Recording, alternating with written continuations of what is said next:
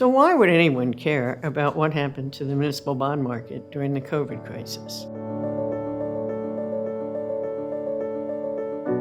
The reason we care is, first, municipal bonds are an extremely important part of the bond market. There's over $1 trillion outstanding. So anything that happens in a market that big is going to be important. And what happened during the crisis was that market exhibited behavior we'd never seen before, in large part because the muni market had changed.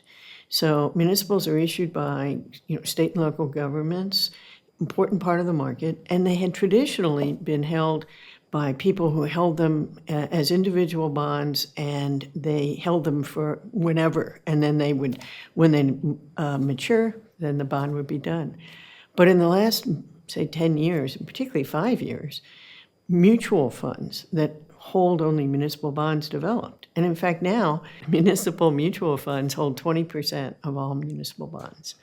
That mattered because during the COVID crisis, when everyone began to panic about the market, people withdrew from those mutual funds, which meant what?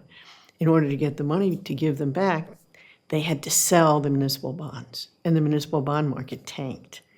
And as it fell, volume was 6 times the normal.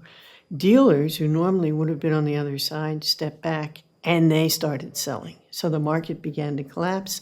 The Federal Reserve had to come in and rescue the market.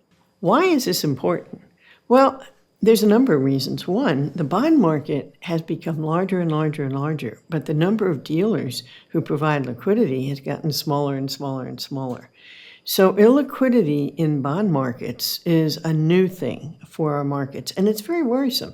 You've probably all been reading about the Treasury market and how it's gotten to the point where people are very concerned about liquidity problems in the Treasury markets.